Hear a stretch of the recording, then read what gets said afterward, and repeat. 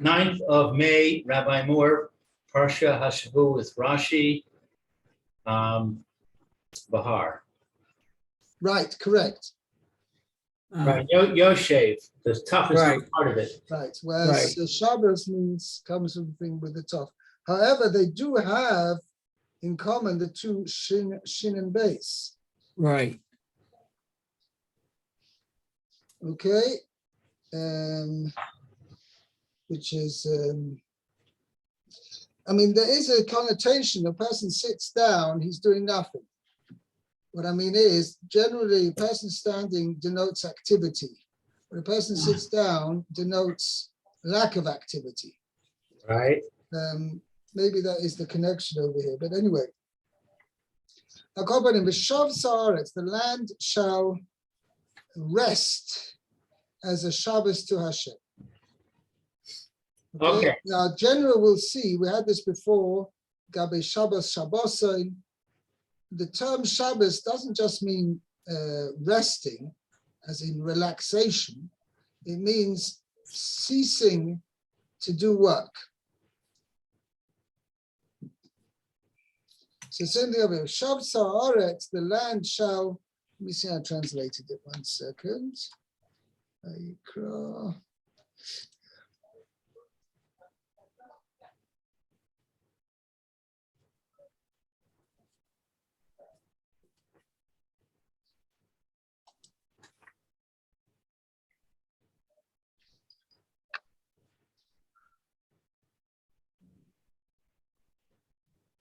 The land shall lie fallow for a rest period dedicated to the eternal. Okay. Okay. Let's see Rashi. Okay. Shabbos Lashem. L'shem Hashem. In the name of Hashem. Or for the sake of Hashem. L'shem Hashem means for the sake of Hashem. Kashem Hashem would be in the name of Hashem. But L'shem, right, L'shem means, L'shem Hashem means for the sake of Hashem. Whereas a person of his own will would normally have continued to do work, but he's now ceasing to do work. He's ceasing to work the land because he's doing it because Hashem told him. You know, it's a time when he's going to dedicate his time, rather than spending time working on the field, he's going to dedicate his time for Hashem. In fact, that is what farmers would do during the Shemitah year. But in this year as well, many farmers. I know one of my sons lives in Beit Chilkia, which is actually a religious moshav. And there used to be more farmers there than there were today, but there are a number of members of the moshav who occupy themselves with farming. And when it comes to the Shemitah year, finished. No farming, no taking care of their field, and they spend their time learning.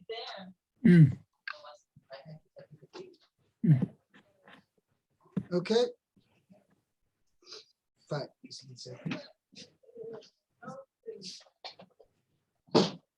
Okay. Yeah. Kishem Shne'amar. Kisham Shne'amar. Kishem Shne'amar. As is said, Kishem, the same way as it says, the Shabbos Bereshis. Regarding Shabbos Bereshis. What does it say there? The Shabbos Bereshis. Regard to Shabbos Bereshis, which means the seventh day, Shabbos of the seventh day. What does it say? Shabbos l'kadshe. Shabbos l'Hashem Elokecha. Right? We say it in Kiddush on Shabbos morning. What does Kishem mean? Kishem in the same way. Why it uses that term, I'm not sure. Kashem, in the same way as it says, B'Shabbos Bereshis, regarding Shabbos Bereshis, which means Shabbos of,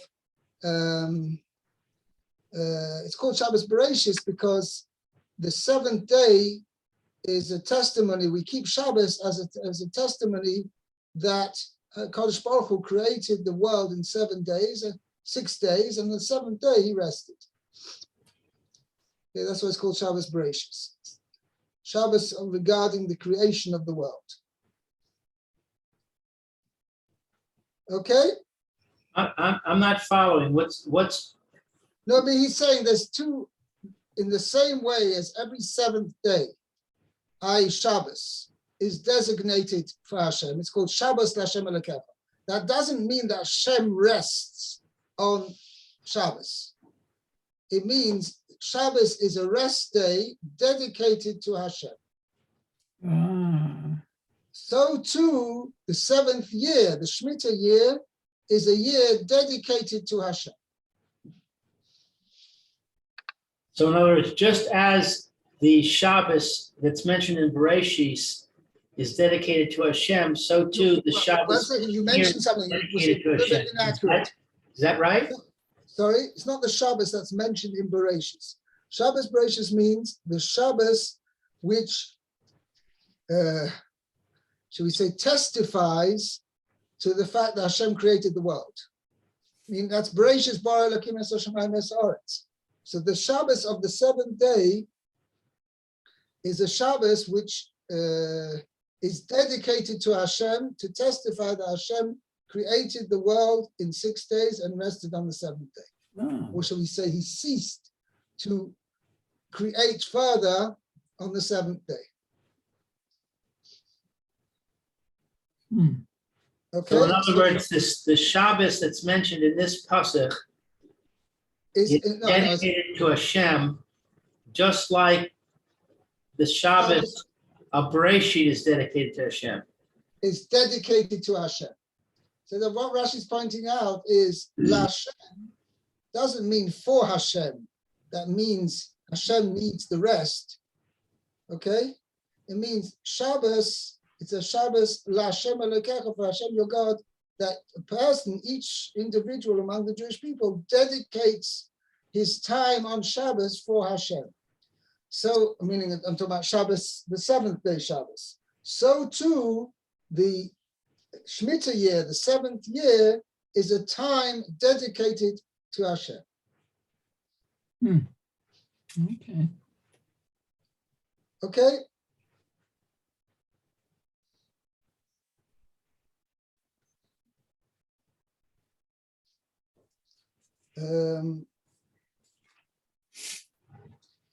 Weiter, Pasuk Gimel, Meir. Okay, so that was that pasuk from Shemot was from the Ten Commandments, it seems like. Right. Okay, pasuk Gimel. It says, Sheishanim tizra sadecha, v'sheishanim tizmor kamecha, yasafta et tvuata. Okay, so 6 years you will sow your fields, and 6 years you will karmecha vineyards, I guess, cut your vineyards. Tizmar means to prune. Oh, prune, okay. That's funny, prune grapes. Yeah. Actually, why are prunes called prunes? I don't know. I'm not sure either, because they're from plums. Raisins are from grapes, but okay. So we prune your. No, but I mean, the prune means to prune the tree. Means to, right. Well, you have to cut them back, I guess, so they grow better. Right. Okay. Okay, we're going to see in a second, more in the next pasuk. Basically, there's different categories of agricultural work. I see. You've got, we'll see this pasuk is really a prelude to the next pasuk. Okay, so for 6 years you may plant your field, and the 6 years you may prune your vineyard, and you shall gather its produce.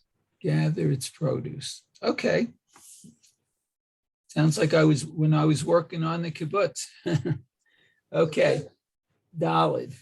Then it says, Uvishana hashvi'it Shabbat Shabbaton yihiyeh la'aretz Shabbat laHashem sadcha lo tizra v'charmecha lo tizmor. Charmecha, it says a shwa under the mem. Charmecha lo sizmor. Oh, karmecha. Okay, I must have said a segel. Yeah. But that's your vineyards again. Shall not Right. So prune your your field, vineyard. you mustn't plant, mustn't sow your field, and you mustn't prune your vineyard. Okay, let's see Rashi over here. Well, one quick question, because here it says, okay, so on the seventh year, it's called a Shabbat Shabbaton. I thought, don't they also call Yom Kippur Shabbat Shabbaton? Correct. Oh, okay. And we find Shabbos itself, it depends, but Kipshuta, Shabbos itself is called Shabbat Shabbosin sometimes. We had it in last week's Parsha, that Sheish Shonim, Eile Me'adar Shivim Tamei Kodesh, Eile Me'adar, Sheishes Yomim Te Oseh Melacha, Vayom Hashvi Shabbat Shabbosin. Oh, yeah, yeah. Nick, where is it? My English translates Shabbat Shabboson as Sabbath of strict rest. Of what? Strict rest. Is that correct? I don't know. Where? It says it shall be a Yeah, Sabbath in of our strict context rest here? unto the land.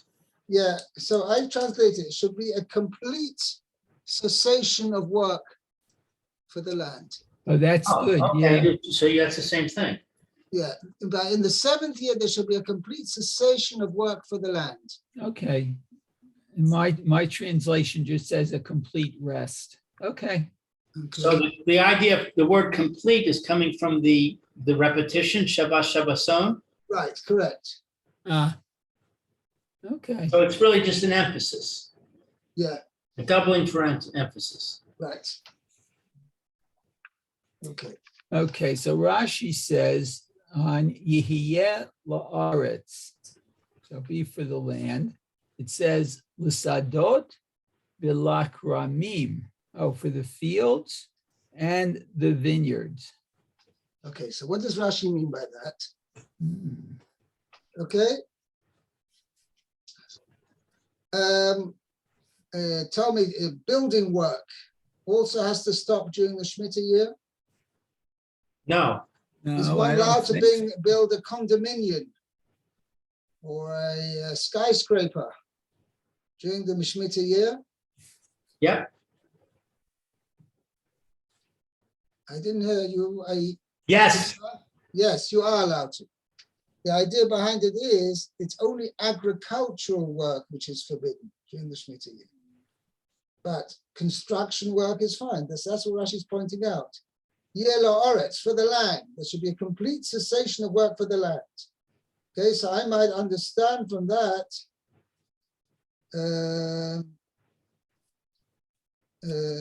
for the land means that no work whatsoever, no work in the land whatsoever. So Rashi points out, no, it means only for fields and vineyards. Agricultural work there has to be a complete cessation of agricultural work. But working the land in this aspect of building, let's say, right, is not a problem. it's surprising to me that it says vineyards. I would think vineyards should be included under fields. Vineyards grow in your fields. So we'll see in a second. Why did you ask the question on the pasuk itself? Sod chaloi sizra, v'char chaloi sizmor. Why didn't it just say Sod chaloi sizra v'loi sizmor? Because it says Should you different just word, Well, different word for harvesting. It uses different words for harvesting. well, I No, think, Pruning and cutting. Plants. right, so sadot are fields that are how can I say this?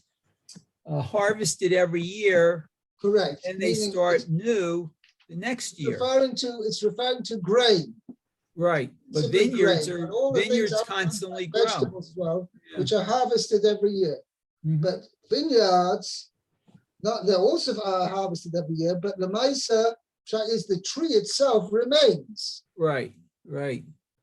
So the reason I ask it here and not there is because you just explained that the reason Rashi is mentioning it is to tell us that you can build buildings. It just has to do with agriculture. And I'm saying, well, you could have clearly stated that by saying sadot. That's agriculture, right? You don't have to say vineyards. You don't have to say trees. Trees are part of the field. So vineyards are part of the field. Everything is part of the field. So you write in the English term field, but I'm pointing out over here that the Torah uses soder, right, in the sense of a grain field, as opposed to a vineyard or an orchard, which is meant for trees.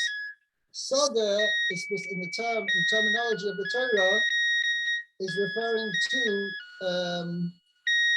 grain fields rather than orchards or So vineyards. why doesn't it say orchards?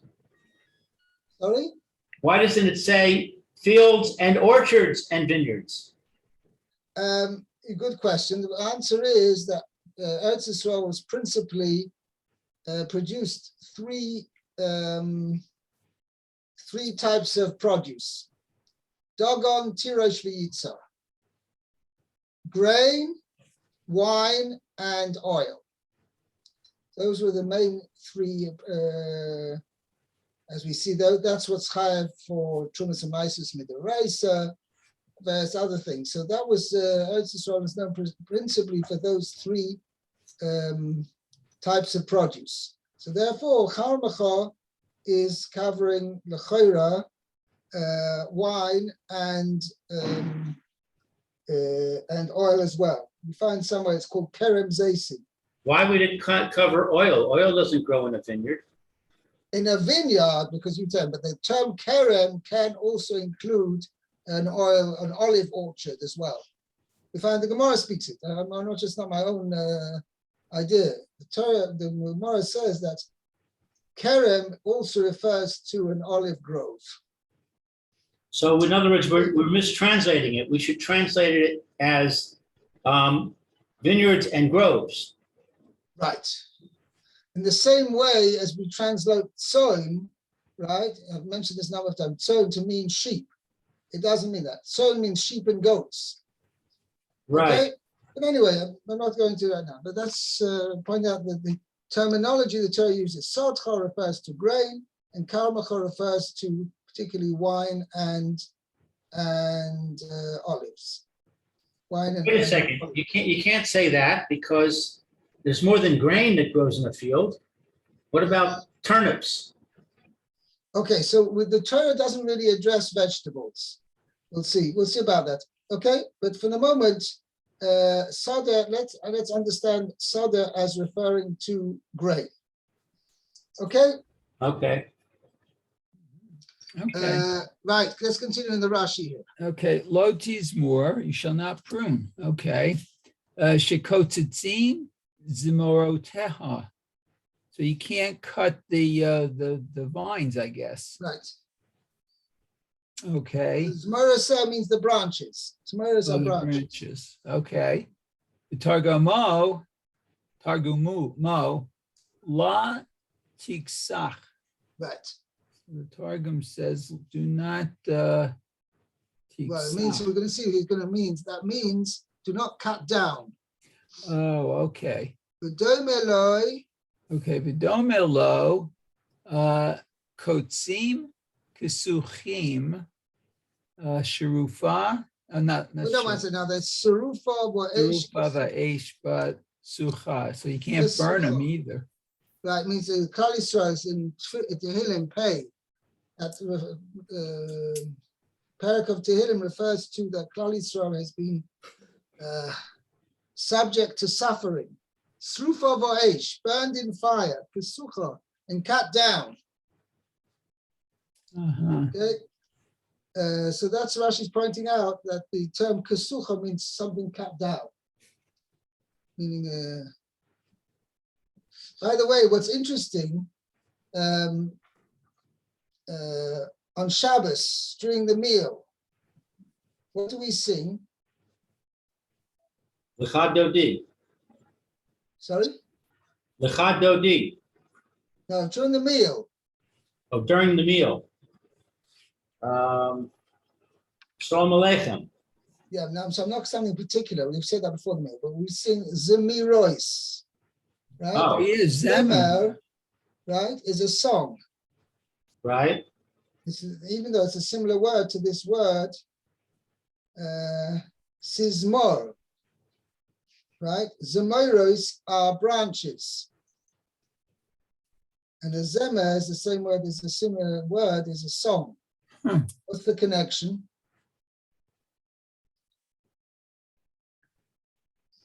That's a good question.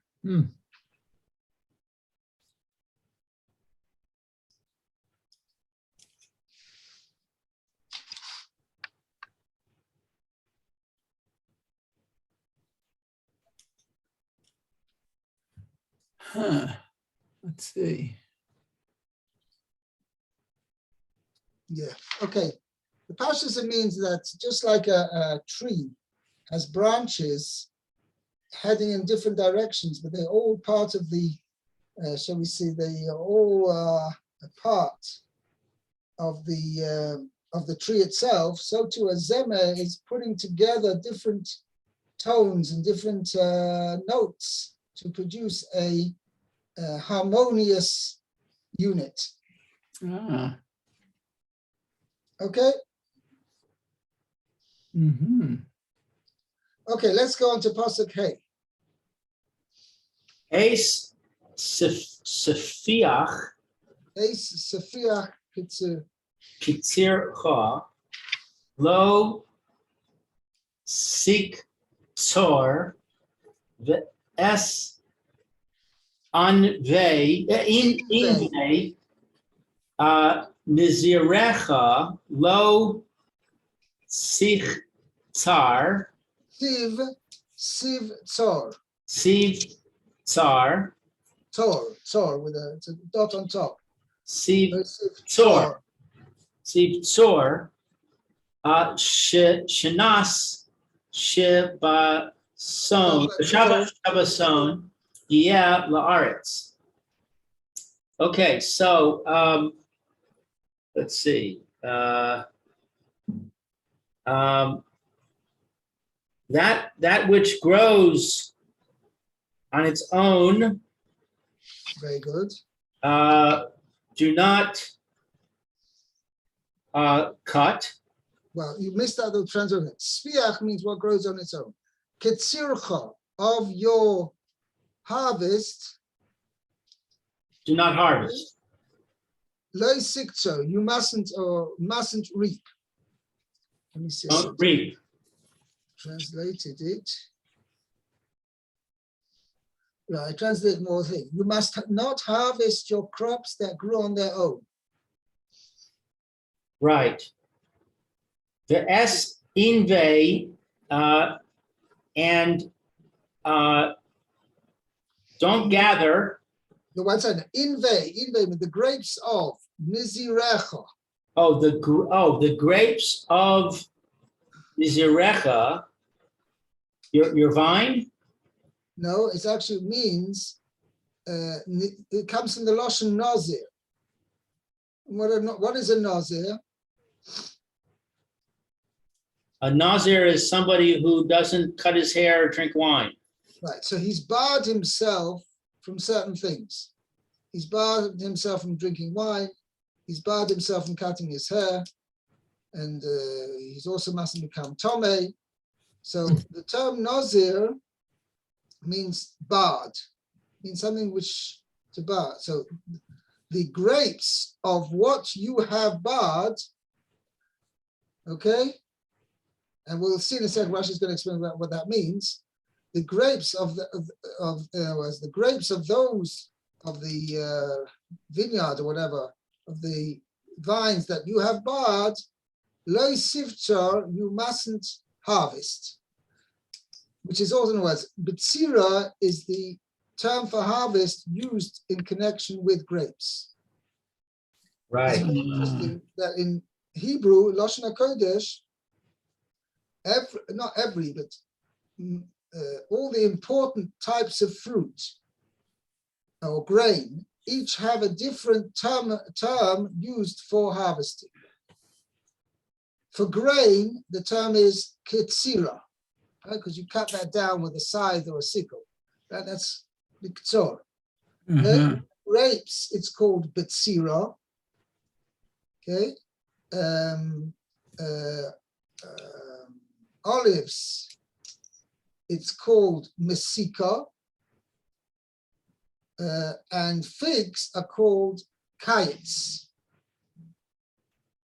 Oh, I don't know. I think a more accurate term. But anyway, the term, by the way, we use for summer called kites is really referring to more accurately to the time of the fig harvest. So we have ksiras tvua, right? Means harvesting of grain. Betsiras anobim, okay, that's the term used for grapes, is betzira. Mesikas zeisim, mesika is the term used for olives, and kayitz is the term used for figs, te'enim. Okay. Okay. Shabbos, by the way, it's interesting, even though we said before that karmacha is not necessarily referring to grapes, but here it says quite clearly, Invei nezirecha le'sivtzar, sounds the Torah speaking specifically about grapes and not olives. Okay? Shnas Shabbosoy yeh la'aretz. Okay, it shall be a year, a sabbatical year, there shall be for the land. What's the word shnas? A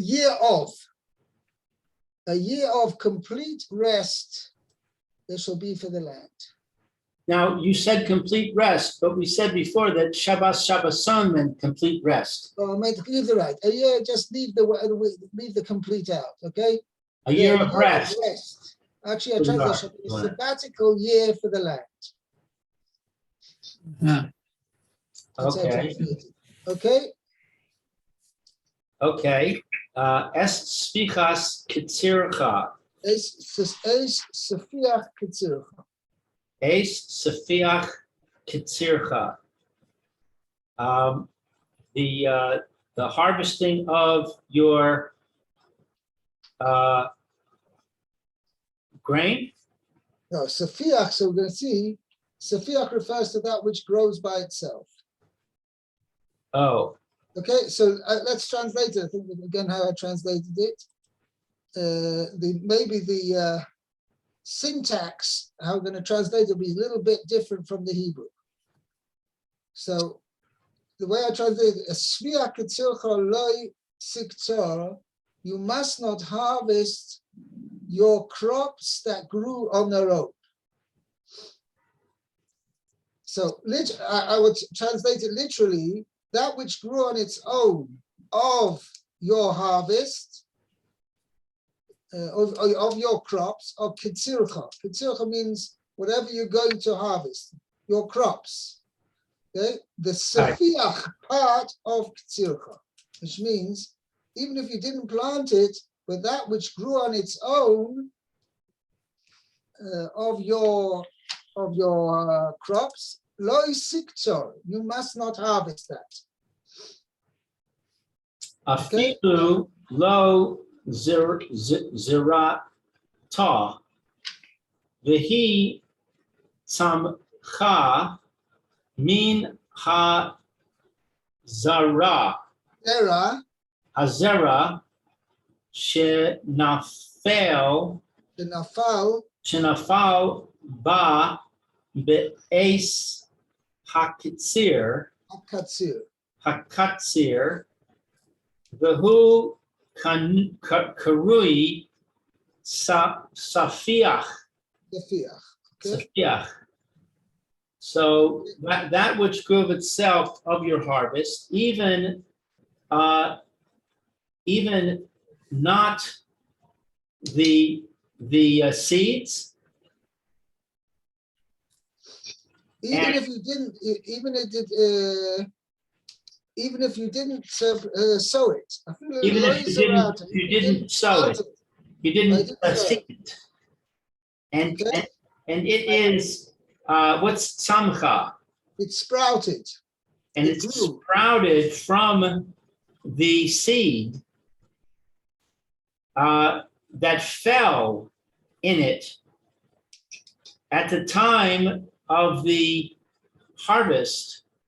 I mean, when harvesting the 6th year's produce, yeah, so some seeds fell from the grain, and those seeds fell into the ground, and they grew automatically next year without being intentionally sown. And it's called safiach. That is called safiach. So safiach is something that grew from seeds that you inadvertently planted. Correct. Okay. So Yep. the Torah tells you, Loi siktzor. You mustn't harvest it. Now, l'chayra, why not? Why? Well, what are you doing wrong by harvesting? You didn't plant it. You didn't do any agricultural work to cultivate this grain which grew by itself. But you might be motivated to be a little sloppy when you harvested and get a lot of seeds going in there. Well, we'll see. Just talking more specifically, Itaka grew by itself. He didn't do anything. But nevertheless, Loi siktzor means, says Rashi, Liois machzik boy kashar kotzi, to hold on to it like other harvested produce. But what should it be? Elohefka yeh kol. So Rashi explains what the Torah is telling you. You mustn't harvest means the emphasis on you harvesting it. You mustn't, and also the emphasis also on harvesting. You mustn't harvest it, meaning to gather it all into your own granaries and to your own stores, to your own silos, to make sure that it's going to remain yours. That you mustn't do during Shemitah. Rather, everybody is equal. Everybody has an equal hand in be able to take of this grain. That's what the Torah is telling you. Okay, so this the point is, according to the way Rashi is explaining, the point we're telling you is, the Torah is telling us here is that produce of the 7th year has to be an equal opportunity produce. Okay, now isn't that what all these people, companies say? Equal opportunity. Employer. Equal opportunity employer. But we don't make a difference between race and religion and whatever it is. Okay? Right. So same thing when it comes to Shemitah year, every farmer, all his produce is equal opportunity. Hefka, everybody can have an equal right. The farmer is not allowed to claim ownership or even practice ownership over his produce. Okay? Should we stop here and carry on the pasuk tomorrow? Thank you, Rabbi. Okay. Yeah. Very good. Right, so we're up to the middle to Lou. You have to finish off this pasuk tomorrow. Okay, have a great day, everybody. Have a great day. Okay, bye now.